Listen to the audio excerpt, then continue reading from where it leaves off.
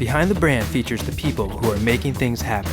Get the insight to grow your biz from experts who've done it. Get behind the brand. Sponsored by Raven Internet Marketing Tools.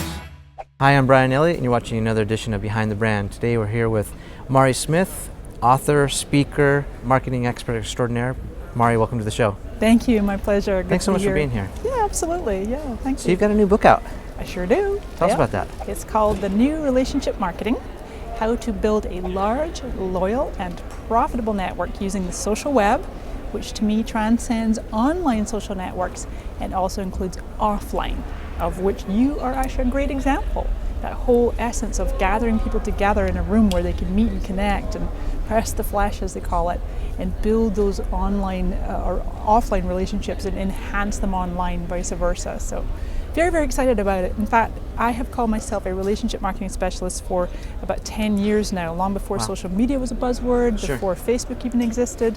To me, it really is all about people, doing business with people. We have a new acronym, P2P. It's no longer B2B or B2C. It's you are a team of people doing business with other people. Tell me what inspired you to write the book. I've actually been a contributing author to 7 books prior, including Guy Kawasaki's Enchantment. And I really feel that the book has been in me, in fact, for 10 years. There's so many different principles in there that I want to share, and how, as I said earlier, that really it transcends the medium. We are people connecting with other people through all kinds of different social technologies, if you will. Right. And the book appeals to whether you're a small business owner or an executive at a major brand, but that you're bumping up against some limitations or maybe some fears of exposure, fears of not doing it right, fears of handling negative comments is one of the major fears. Fear of social media taking an enormous amount of time, being very all-consuming. And so I like to alleviate those fears for people and just dial it back, humanize the brand, and be personal. So share with us some of the principles that are in your book, maybe some tactical stuff that business owners and marketers can do to grow their business, to improve their brand and their objectives. The book actually outlines a 9-step plan to grow that large, loyal, and profitable network. And so clarity comes first, and the absolute clarity of knowing what you are, what the business stands for, what the brand stands for, how easy it is to do business with you. One of my favorite questions is, if I were to buy everything you offer, how much would it cost me and what will I get for my money? So all of that, it's almost counterintuitive, because people get a lot of peer pressure and media pressure. Okay, we've got to get on Facebook, we've got to get on Twitter, and they get on there and their messaging isn't clear. So you have that clarity, and then you have a consistent brand, a consistent look and feel. When you say there's no clarity, does that mean like there's no clarity in terms of objective and strategy, or call to action? What are you talking about? In the messaging, if you will. So for example, I know many people for many years, in fact, across all kinds of different social profiles, wonderful people. I interact with them on a regular basis. I don't even know what they do. I don't know what they offer. It's not that clear to me. I might look at their bio, maybe I'll go to their website. Maybe they offer, 4 or 5 different things. They have their, fingers in many pies, as we call it. Yeah. I think focus is so crucial, especially if you're a startup or especially if you're a solopreneur, as you get that traction. Focus, I love to use as an acronym called Follow One Course Until Successful. And every year I pick a 1-word theme for my year. And in fact, in 2008, focus was my word of the year. 2009, it was influence. So you asked about some tactical implementation. So when you've got that consistent messaging, that look and feel, I take my turquoise branding to extremes. People don't have to go that far. Mm-hmm. But basically, then shifting to 2 key areas, and that is quality content and plus the engagement, the connection. Many businesses make the mistake of turning on their social profiles and using them as a one-way broadcast channel. Right. In fact, I come across many audiences that will say they're afraid to even set up a fan page on Facebook, or they purposely turn their wall off and they don't allow comments or wall posts. That you can't turn off comments, and they think that it will alleviate any negativity or spam or anything like that. Right. When in fact it's sending the message. We don't really care about our customers or fans or prospects. We more want to just get our message out there. So my recommendation is really don't do that. Turn your wall on, make sure it's visible, post by fans and by the page. Starbucks, for example, I love to use them because they're massive brand. Everybody knows Starbucks. They do a really, really great job of personalizing and humanizing the brand. Yeah.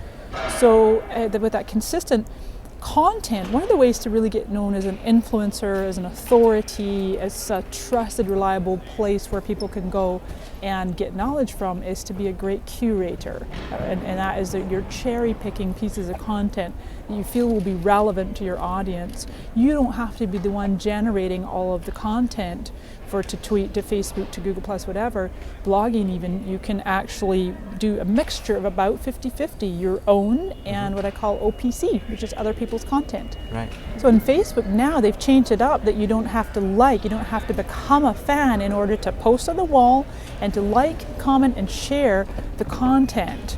So now, in fact, I've been saying lately that share is to Facebook as retweet is to Twitter. So it's not so much putting the emphasis on getting likes and getting more fans as it is watching to see what your fans and non-fans respond the best to and doing more of that. Images tend to do better, photos, images on Facebook, but don't just do images. Right. I see a lot of the times, for example, a study came out once where asking questions on Facebook, short questions did well, and then you'll see fan pages, it's all they ever do, and after a while it becomes noise. If you find something that works and that's all you do, people will end up tuning it out. You gotta keep it exciting and new and fresh, mix it up, sometimes throw something in that's totally off topic and see how your community responds. So it's about variety, it's about mixing it up. Yeah. Good, and maybe that's why they say that the term social media is probably going to be going away in the next 12 to 24 months. It's because it's evolving into social business, everyone says. It's no longer one-way communication, it's becoming two-way, which is real communication to begin with, and this process is becoming social. Exactly, absolutely. It's social. I use the word relational or relationship. In fact, not too many people know this, but relationship marketing as a term was coined back in the 80s by a Professor Barry, and it had a little more of an academic distinction to it. But essentially, whereas traditional marketing would be focused on transactional, getting the sale, and often be like just getting one sale, okay, made that sale, move on to the next. Relationship marketing is absolutely focused on building a long term. It's really having a customer for life, going out of your way to nurture and knowing that at some point, that person will do business with you, or they'll bring other people to you to do business with you. Sometimes that perspective is difficult, right? Sprint versus marathon. A lot of business owners will bail out. They'll quit the race because they don't see the immediate return.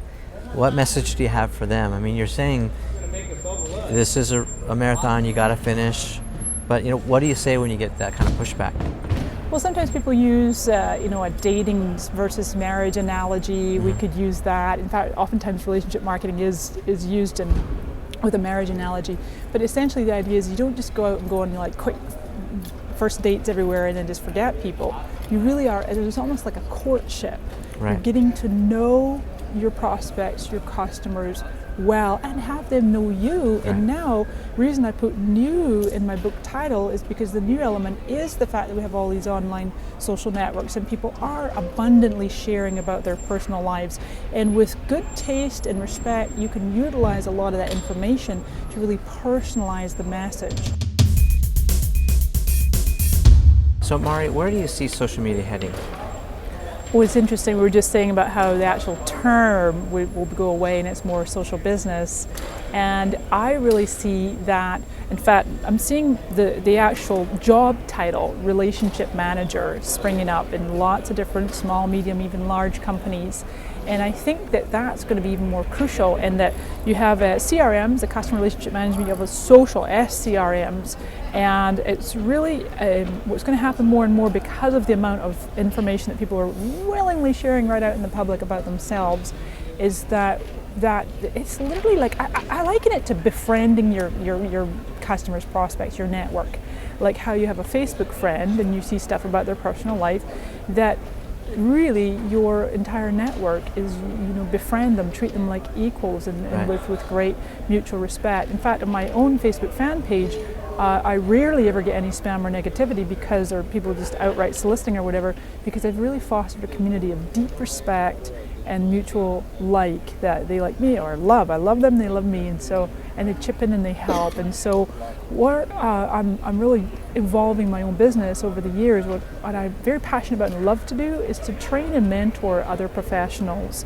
And the title of my book being The New Relationship Marketing, I'm on the verge of launching the Relationship Marketing Institute, and that'll be for my trainees to basically have a touchstone, if you will, an anchor point to say, yes, we've actually been through this lengthy, at the time, 6-month lengthy training program, and that there's certain standards that they need to adhere to. Sure. That they can, because so many times I come across businesses, they'll come to me and go, Mari, you know what, I just fired my 3rd social media consultant, whatever you want to call them, and I have the utmost of respect for everybody making the best that they can and making an effort out there. It does concern me at times though when people maybe with not a lot of experience or training are paying, they're charging money to give advice that might be erroneous. It might not have the best interests of that business at heart. There's a lot of trial and error going on, right? And maybe more error than success. Yeah, so I think over the years where we're headed, there's going to be continue to be an evolution and a bit of a shakeout too. That those really, it's at the core. It's really what Seth Godin talks about in his book Tribes, that people can absolutely sense the agenda of a leader. Right. I think we can sense the agenda of anybody. And so those with pure intent, really those that are up to something on the planet and they really want to love and serve everybody in their network, rather than those that are going, oh, we see an opportunity, I can make a buck. It's like, you can't do that. Well, and it's ironic too that, the internet has brought the world closer. It's such a small world. And at the same time, there's this huge revolution going on, but it's almost like, to me, it feels like almost small town mentality is coming back. And it's all kind of what you're talking about. It's about relationships. And the tools are making it possible for us to feel that proximity, even if we're thousands of miles away. It's true. I know often people will say that the world's getting smaller, and I like metaphors that are not necessarily like shrinking, if you will. I like to say that the world's getting more connected. Yeah, for Simple sure. as that. Touch of a couple buttons and you're connected with everyone on the planet. And actually, and a quick example for you with this relational style of marketing, I wrote about this in my book, but Alaska Air is a brand that stands out for me, and they really personalize. And one time I was flying from San Diego up to Seattle about a year and a half ago, and I get to the San Diego airport and only to be told that my flight was 5 hours delayed. It's a 3-hour flight. And I was a little bummed, but you know what? I am not the kind of person that will go, put anything at all negative or critical. Because, sometimes things happen that can't be helped. So I just put a little tweet out saying, bummer, at Alaska Air, bummer about the 5-hour delay. And as it happens, I forgot my iPhone charger. Never thought anything of it. I got my laptop, I'm wired in, there's free Wi-Fi, and I go off into a corner and go, I'm getting some work done. But 45 minutes later, I hear this voice, excuse me, are you Mari Smith? We have an iPhone charger for you. Wow. It was Alaska Air's local manager at San Diego. He had his supervisor. They went all over the airport trying to track me down.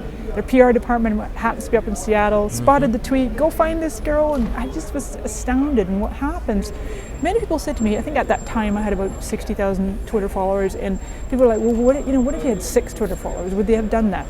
Probably not. However, I think what we're going to see is more and more companies, the PR department or whoever, the marketing department, whoever has responsibility, will be given much more leeway to make decisions like that. Right. Because now they've got an absolute brand evangelist. Every opportunity I have, and I'll go out my way to fly Alaska Air. Well, thank you, Mari, for spending a couple minutes with us today. My pleasure. A great example of someone who's doing it right. Thank you. Thank you. Good to be here. This Behind the Brand episode is brought to you by Raven Internet Marketing Tools, powerful data and tools for online marketers. Get a free trial at raventools.com/behind.